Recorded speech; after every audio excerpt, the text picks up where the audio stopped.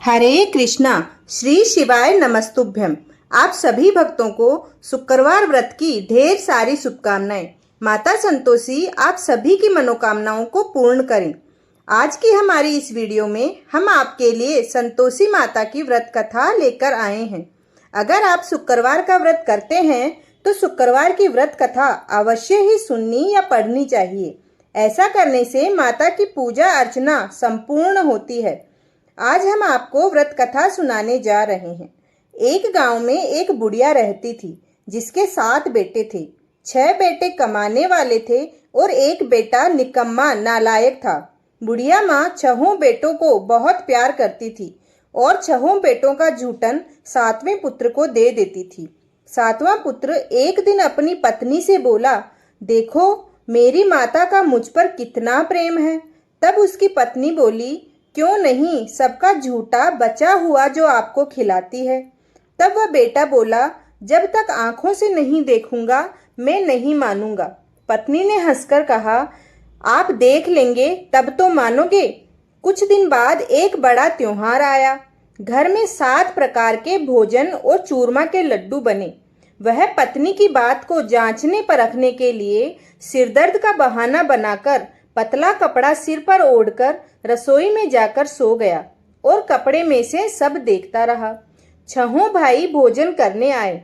उसने देखा माँ ने उनके लिए सुंदर सुंदर आसन बिछाए, 7 प्रकार की रसोई परोसी और आग्रह कर करके उनको भोजन कराती रही। वह देखता रहा।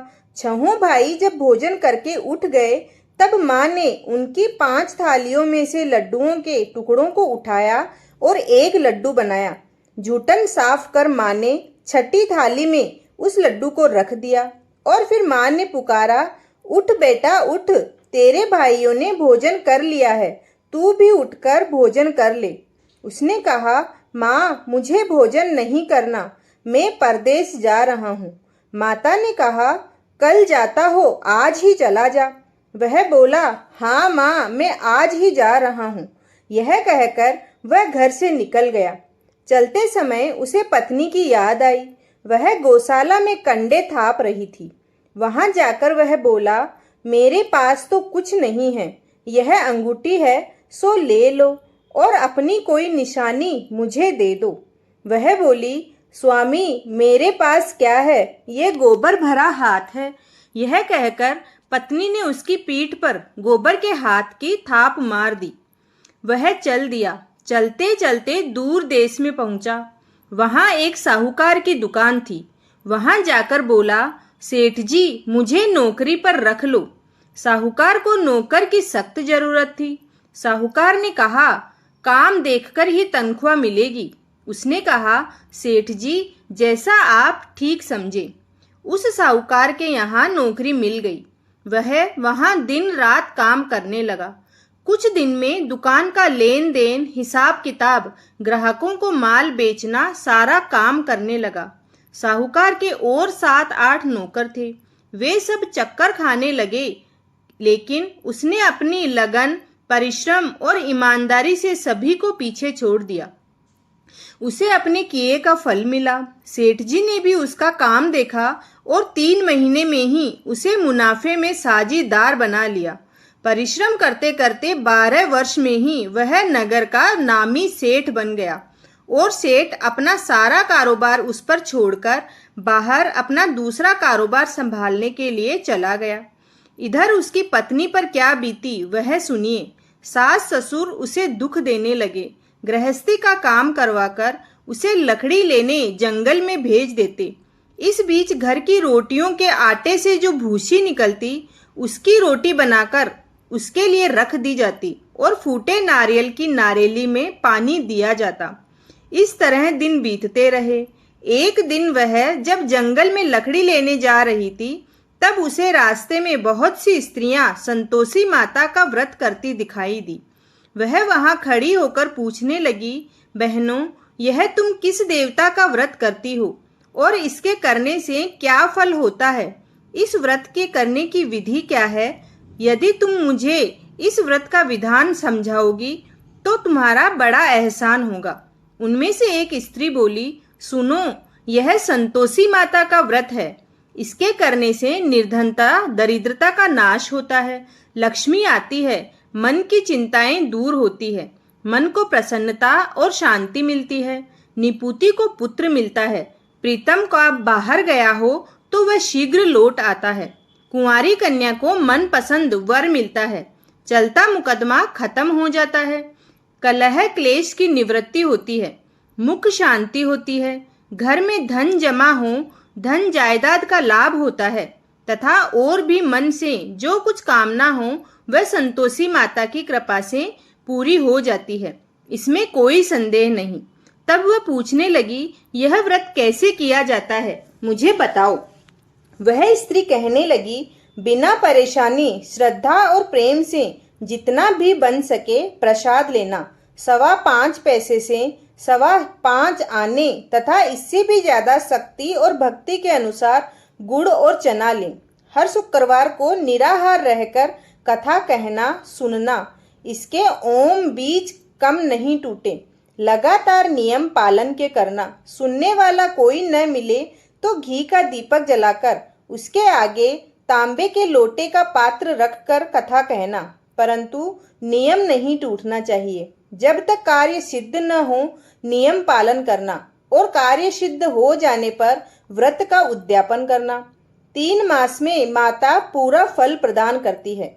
यदि किसी के ग्रह खोटे हैं तो भी माता 1 वर्ष में अवश्य उनको अनुकूल कर देती है। कार्य सिद्ध होने पर ही उद्यापन करना चाहिए, बीच में नहीं।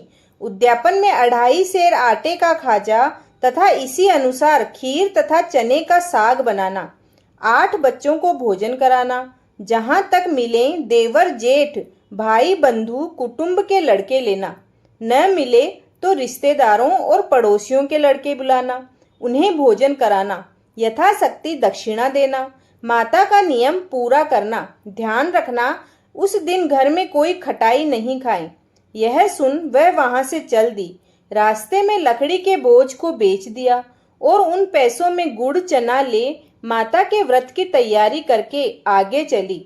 रास्ते में संतोषी माता के मंदिर में जा माता के चरणों में लौटने लगी। विनती करने लगी, माँ मैं बहुत दुखी हूँ, व्रत के नियम कुछ जानती नहीं हूँ।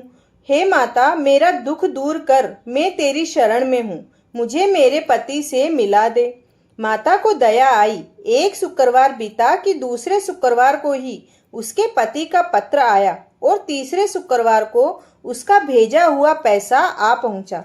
यह देखकर जेठानी मुंह सिकोड़ने लगी। इतने दिनों बाद इतना पैसा आया, इसमें क्या बड़ाई है। लड़के ताने देने लगे।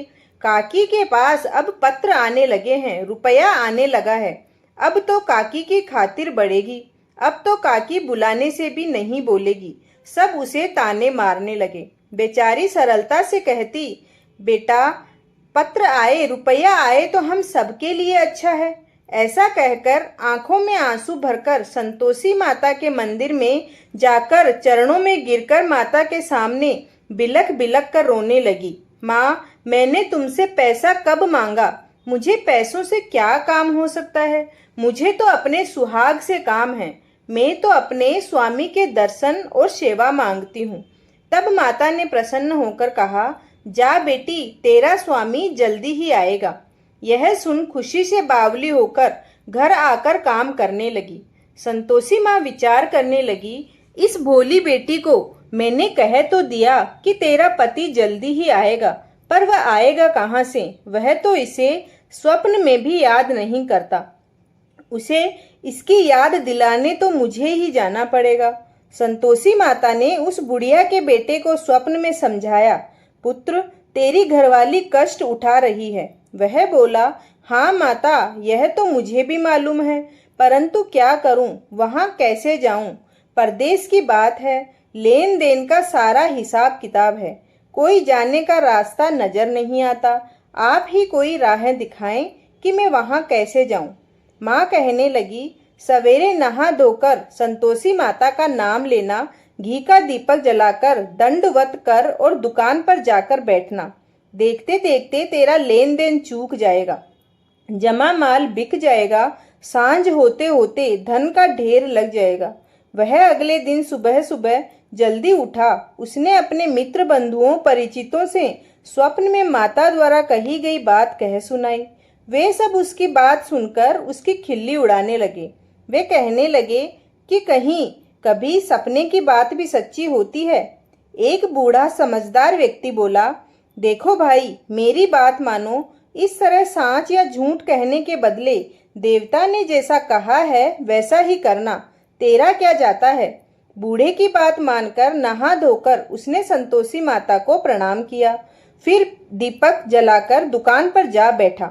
शाम तक धन का ढेर लग गया। वह हैरान हुआ। मन में संतोषी माता का नाम लेकर प्रसन्न होकर घर जाने के वास्ते गहना, कपड़ा और सामान खरीदने लगा। सब काम से निपट अपने घर को रवाना हुआ। उधर उसको पत्नी जंगल में लकड़ी लेने गई। लौटते वक्त थक जाने के कारण संतोषी माता के मंदिर पर विश्राम करने बैठ गई। यह तो उसका रोज रुकने का स्थान था। धूल उड़ती देखकर उसने माता से पूछा, हे माता, ये धूल कैसी उड़ रही है। माँ ने कहा, पुत्री, तेरा पति जो आ रहा है, अब तू ऐसा कर, लकड़ियों के 3 बोझ बना। एक नदी के किनारे रख, दूसरा मेरे मंदिर पर और तीसरा अपने सिर पर रखकर तेरे पति को लकड़ी का गट्ठा देखकर मोह पैदा होगा। यह है, वहां रुकेगा, नाश्ता पानी बनाकर खाकर माँ से मिलने जाएगा। तू लकड़ी का बोझ उठाकर जाना और बीच चौक में गट्ठा डालकर 3 आवाजें जोर से लगाना। लो सासू जी, लकड़ियों का गट्ठा लो, भूसी की रोटी दो, नारियल के खोपरे में पानी दो। आज कौन मेहमान आया है। संतोषी मात की बात सुनकर वह बहुत अच्छा माँ कहकर प्रसन्न मन से लकड़ियों के 3 बोझ बना लाई। एक नदी के तट पर, दूसरा माता के मंदिर पर, और इतने में ही मुसाफिर आ पहुंचा। सूखी लकड़ी देखकर उसको इच्छा हुई कि अब यहीं विश्राम कर लें और भोजन बनाकर खा पीकर गांव चले। इस प्रकार भोजन कर विश्राम कर वह अपने गांव में आया। उसी समय बहू सिर पर लकड़ी का गट्ठा लिए आई। उसने गट्ठे को आंगन में डाल जोर से 3 आवाजें दी। लो सासू जी, लकड़ी का गट्ठा लो, भूसी की रोटी दो, नारियल के खप्पर में पानी दो। आज कौन मेहमान आया है। यह सुनकर सास ने अपने दिए हुए कष्टों को भुलाने के लिए कहा, बहू, तू ऐसा क्यों कहती है। तेरा मालिक ही तो आया है। बैठ, मीठा भात खाकर कपड़े गहने पहन। पत्नी की आवाज सुनकर उसका स्वामी बाहर आया और उसके हाथ में पहनी अंगूठी देखकर व्याकुल हो गया। उसने माँ से पूछा, माँ, यह कौन है। माँ बोली, बेटा, तेरी पत्नी है। आज 12 वर्ष हो गए। जब से तू गया है तब से सारे गांव में जानवर की तरह भटकती फिरती है। कामकाज कुछ करती नहीं, 4 समय आकर खा जाती है। अब मुझे देखकर भूसी की रोटी और नारियल के खपरे में पानी मांगती है। वह बोला, मैंने इसे भी देखा है और तुम्हें भी। मुझे दूसरे घर की चाबी दो, मैं उसमें रहूंगा। ठीक है बेटा, जैसी तेरी मर्जी, कहकर माँ ने चाबी का गुच्छा बेटे के सामने रख दिया। उसने दूसरे घर को खोलकर सारा सामान जमाया। एक ही दिन में वहां राजा के महल जैसा ठाट बाट बन गया। अब क्या था, वह सुख भोगने लगी। अगला शुक्रवार उसने पति से कहा, मुझे संतोषी माता का उद्यापन करना है। पति बोला, बहुत अच्छा, खुशी से कर लो। वह उद्यापन की तैयारी करने लगी। जेठ के लड़कों को भोजन के लिए कहने गई। उन्होंने मंजूर किया, परंतु पीछे से जेठानी ने अपने बच्चों को सिखलाया, देखो रे, भोजन के समय सब लोग खटाई मांगना, जिससे उसका उद्यापन पूरा न हो। लड़के भोजन करने आए। खीर पेट भरकर खाई, परंतु बाद में बात याद आते ही कहने लगे, हमें कुछ खटाई दो, खाने का मन हो रहा है। खीर खाना हमें भाता नहीं, इसे देखकर अरुचि होती है। लड़के उठ खड़े हुए, बोले, पैसे लाओ। भोली बहू कुछ जानती नहीं थी, उसने उन्हें पैसे दे दिए। लड़कों ने बाजार जाकर उन पैसों से इमली खरीदी और खाई। यह देखकर बहू पर माताजी ने कोप किया। राजा के दूत उसके पति को पकड़कर ले गए। अब सब मालूम हो जाएगा जब जेल की रोटी खाएगा। बहू से यह वचन सहन नहीं हुए। वह संतोषी माता के मंदिर में गई और कहने लगी, माता तुमने ये क्या किया? मुझे खूब हंसाकर अब क्यों रुलाने लगी? माता बोली, पुत्री तूने मेरा व्रत भंग किया है, इतनी जल्दी सब बातें भुला दी। वह बोली, माता भूली तो कुछ नहीं हूँ, न कुछ अपराध किया है, मुझे तो लड़कों ने भूल में डाल दिया, मुझे क्षमा करो माँ। माँ बोली, ऐसी भूल भी कहीं होती है? यह बोली, अब कोई भूल नहीं होगी। अब बताओ मेरे पति कैसे आएंगे? माँ बोली, पुत्री जा, तेरा पति तुझे रास्ते में ही मिलेगा। वह मंदिर से निकलकर बाहर आई तो रास्ते में उसे अपना पति आता हुआ बोला। उसने पूछा, कहाँ गए थे? वह बोला, इतना धन जो कमाया है उसका कर राजा ने मांगा था, वह भरने गया था। वह प्रसन्न होकर बोली, भला हुआ, अब घर चलो। फिर अगला शुक्रवार आया। वह बोली, मुझे माता का उद्यापन करना है। पति ने कहा, ठीक है, खुशी से करो। वह फिर जेठ के लड़कों से भोजन को कहने गई। जेठानी ने लड़कों को सिखा दिया कि तुम पहले ही खटाई मांगना। लड़के भोजन करने बैठे, लेकिन भोजन करने से पहले ही कहने लगे, हमें खीर पूड़ी नहीं भाती, जी बिगड़ता है, कुछ खटाई खाने को दो। वह बोली, खटाई खाने को नहीं मिलेगी, खाना हो तो खाओ। उनके उठकर चले जाने पर उसने ब्राह्मणों के लड़के बुलाकर भोजन करवाया। दक्षिणा की जगह उन्हें एक एक फल दिया। इससे संतोषी माता प्रसन्न हो गई। माता की कृपा से 9 माह बाद उसको चंद्रमा के समान एक सुंदर पुत्र प्राप्त हुआ। पुत्र को लेकर वह प्रतिदिन संतोषी माता के व्रत में मंदिर में जाने लगी। माँ ने सोचा, यह रोज आती है, आज क्यों न मैं इसके घर चलूं, इसका आसरा तो देखूं। यह विचार कर माता ने भयानक रूप बनाया। गुड़ और चने से सना मुख, ऊपर से मूंड के समान होंठ, उस पर मक्खियां भिनभिना रही थी। दहलीज में पैर रखते ही उसकी सास चिल्लाई, देखो रे, कौन चुड़ैल डाकिन चली आ रही है, लड़कों इसे भगाओ, नहीं तो सबको खा जाएगी। बहू रोशनदान से देख रही थी। वह प्रसन्न हो उठी, आज मेरी माता मेरे घर आई है। यह कहकर दूध पीते बच्चे को गोद से उतार दिया। इस पर उसकी सास को गुस्सा आया। वह क्रोध से भरकर बोली, अरे इसे देखो, कैसी उतावली हुई है, जो बच्चे को पटक दिया। इतने में माँ के प्रताप से जहाँ देखो वहाँ लड़के ही लड़के नजर आने लगे। वह बोली, माँ जी, मैं जिनका व्रत करती हूँ यह वही संतोषी माता है। इतना कह उसने झट से घर के सारे किवाड़ खोल दिए। सबने माता के चरण पकड़ लिए और विनती कर कहने लगे, हे माता, हम मूर्ख हैं, अज्ञानी हैं, तुम्हारे व्रत की विधि हम नहीं जानते, तुम्हारा व्रत भंग कर हमने बड़ा अपराध किया है। हे माता, आप हमारे अपराधों को क्षमा करो। इस प्रकार बार बार कहने पर संतोषी माता प्रसन्न हुई और उन सबको अपने स्वरूप के दर्शन कराए। इसके बाद उसकी सास कहने लगी, हे संतोषी माता, आपने बहू को जैसा फल दिया वैसा सबको देना। जो यह कथा सुने, पढ़े, कहे, उसका सब मनोरथ पूर्ण करना। जय संतोषी माता। प्रेम से बोलिए संतोषी माता की जय। आप इस चैनल को सब्सक्राइब करना बिल्कुल ना भूलें। धन्यवाद।